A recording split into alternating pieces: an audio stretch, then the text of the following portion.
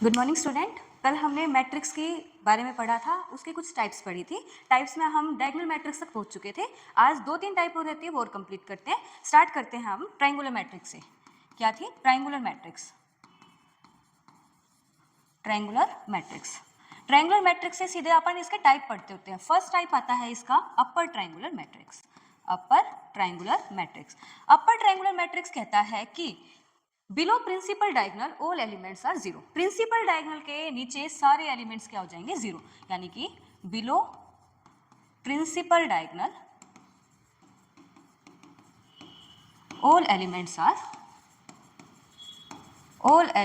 Are zero. सभी के सभी एलिमेंट्स क्या हो जाएंगे? जीरो के इक्वल हो जाएंगे।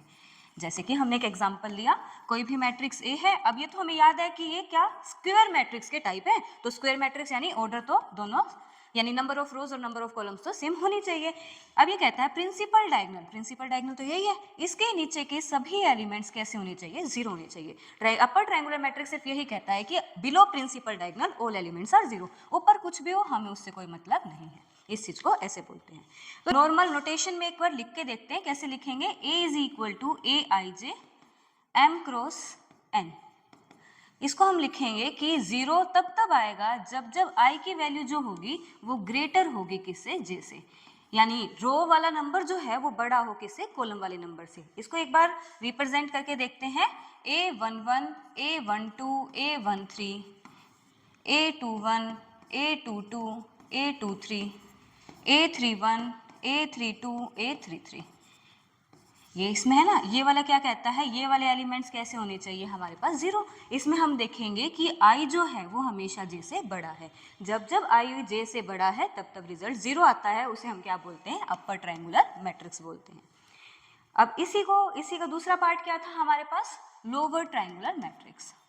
Lower triangular matrix. Lower triangular matrix क्या कहते हैं? ये कहता है कि above principal diagonal all elements are zero। all elements are zero. सारे के सारे एलिमेंट्स कैसे होंगे? प्रिंसिपल डायगोनल के ऊपर के सभी एलिमेंट्स जीरो होंगे। एक एग्जांपल से चलते, एक मैट्रिक्स ए है, स्क्वायर का ही पार्ट है, तो ऑर्डर 3 क्रॉस 3 ले लिया हमने। 1 2 3, ये प्रिंसिपल डायगोनल। अभी कहता है अबव की बात, यानी यहाँ पर सारे एलिमेंट्स कैसे हों? जीरो हों। यहाँ से हमें कोई फर्क नहीं पड़ता। तो अबव प्रिंसिपल डायगोनल जब सभी एलिमेंट्स जीरो होते हैं उसे क्या बोलते हैं हम?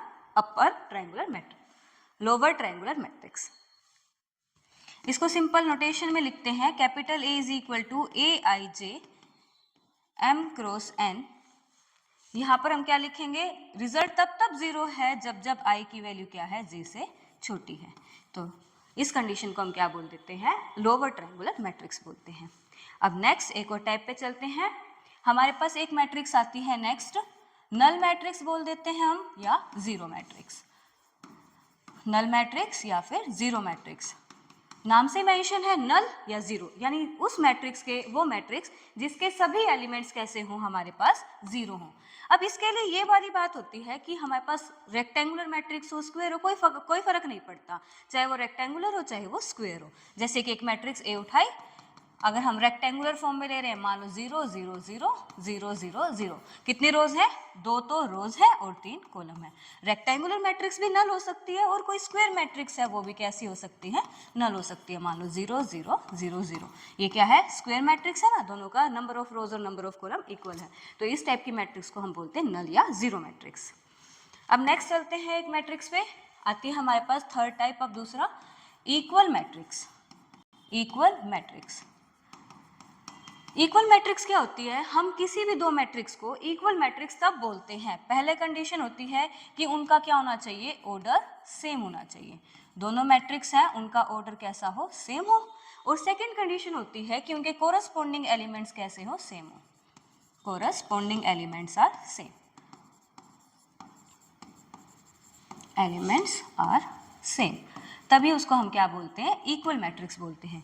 मान लेते हैं एक मैट्रिक्स ए है जो हमको दी हुई है 1 x 5 2, और कोई मैट्रिक्स बी है वो दी हुई है हमें y 9 5 2।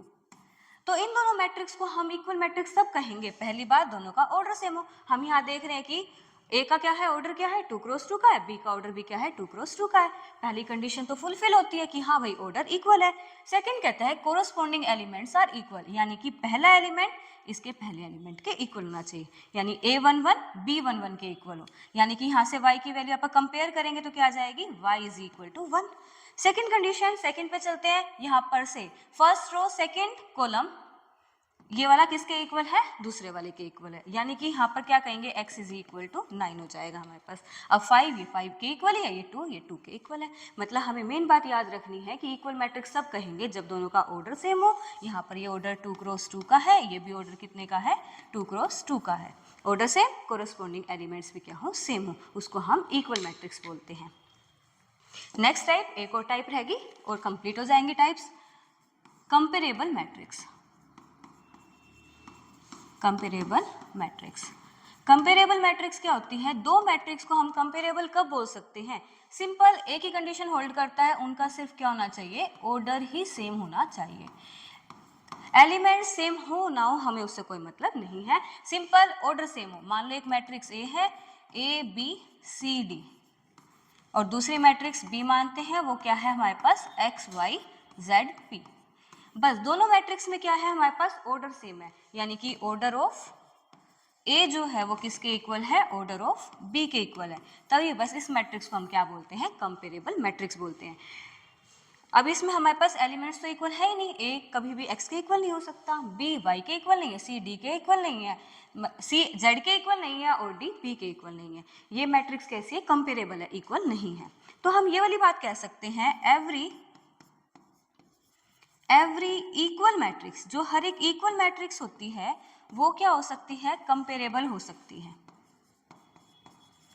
कंपेरेबल मैट्रिक्स, हर एक इक्वल मैट्रिक्स कंपेरेबल हो सकती है, but converse is not true, but converse is not true.